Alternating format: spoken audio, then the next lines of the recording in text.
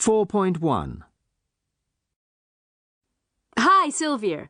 I understand that you were preparing for an interview. Yes, my interview is next week and I'm already really nervous. Okay, so let's start at the beginning. Do you know where the office is? No. Well, you need to make sure you know exactly where you're going. I would suggest that you arrive at the office at least 10 minutes early so that you can enter the company exactly on time. Okay. Take an umbrella in case it rains, and make sure you've got a contact telephone number so that you can call if you get delayed on the way. That's a great idea. I was also going to ask my friend Jill to give me a lift and come along for some support on the day. I thought I'd meet up with her to practice my English before the interview, as it's going to be the first time I've ever had an interview in English. It's a good idea to meet a friend to practice your English before the interview, to get you warmed up if you like. But I wouldn't take anyone into the building itself. Oh, why not? Oh, you want to demonstrate your independence, and you'll only do this by arriving on time, on your own, and appearing relaxed. Another thing you should do is take a copy of your resume and examples of your work with you. But I've already sent them to the company. Yes, I know, but there's no reason why you can't take extra copies for yourself, and anyway, they might not be able to find yours. Most candidates don't do this, so it'll impress the interviewer and show them that you're well organized. During the interview, it's almost certain that the interviewer will refer to things written on your resume.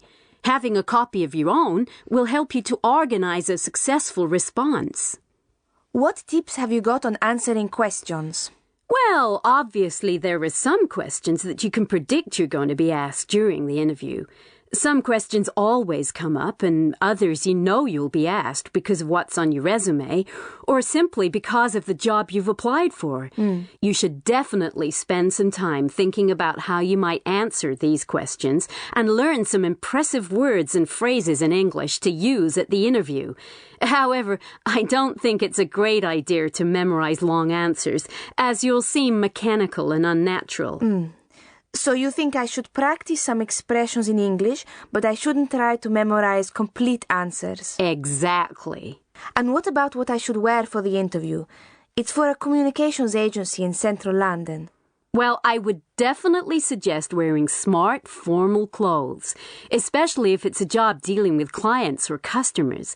And it's better to tie or comb your hair back. Why is that? Making sure your hair isn't covering your eyes demonstrates openness and suggests you have nothing to hide. How interesting. I'd never thought of it like that. Oh, one last thing.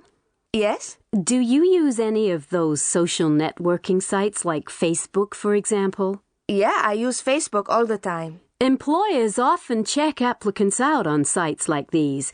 It's pretty much common practice for big city firms. Really? How scary. Exactly.